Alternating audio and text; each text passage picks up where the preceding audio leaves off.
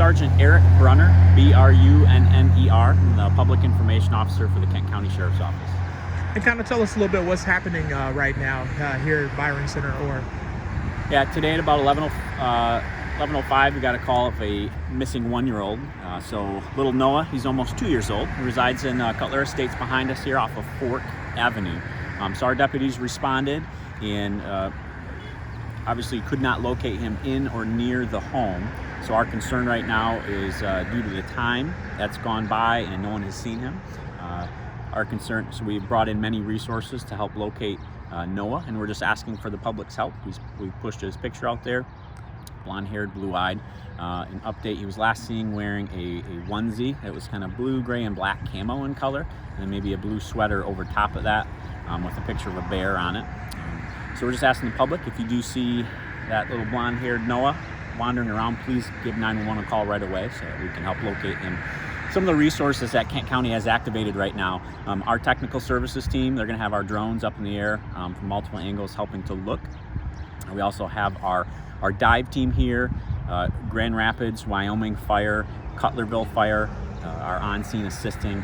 Obviously a concern of ours is there's a creek that runs through the community here, and then any wooded areas, so we want to thoroughly search through that. We have the Kent County Search and Rescue team here. They're also going to be assisted by the Ottawa County Search and Rescue. So we're taking this very seriously, mobilizing a lot of resources here, being assisted by the Michigan State Police, by the Kentwood and Wyoming Police Department that are in the area, and our Kent County investigators are also on scene, talking with parents, talking with neighbors.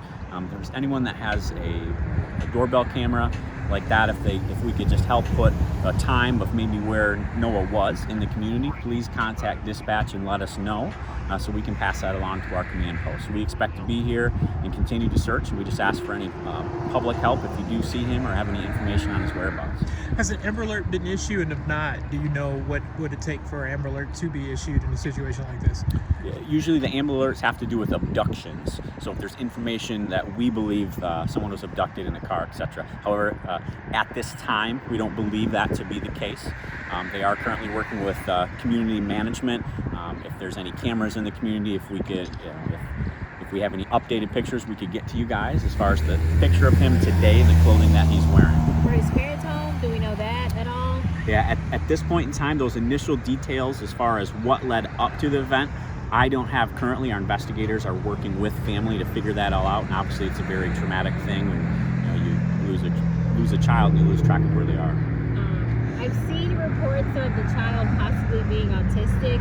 I guess you can't confirm that either at this point, or can you? Yeah, I don't know that fact. I would have to reach out and talk with our investigators at this point. Considering how young this child is, do you guys feel like you're kind of racing against the clock a little bit? Because as the day goes on, you got a creek out there. Are you a little worried about that? Correct, yes. The more time that passes, that's why as initial deputies arrived on scene, they start their search immediately within that home to recheck that. Oftentimes we find kiddos hiding under beds or in closets, and they're just being really quiet. So in this instance, our standard protocol is going to be to thoroughly search that home, thoroughly search the exterior of that home, and then as more time progresses and no neighbors, it's a close-knit community. As those no neighbors have seen them, then we call in our additional resources that you see behind me coming in to help out. Do you know how far the creek stretches? I don't. That specific creek is the Buck Creek. Okay. Runs kind of north and south, and runs right through the community behind us. Okay. Mainly searching this area. Have they left this area at all to search, or literally is this just the focus right now? Because I thought I saw some people kind of going up on the bridge, maybe. Right. I would say this immediate area is our main focus.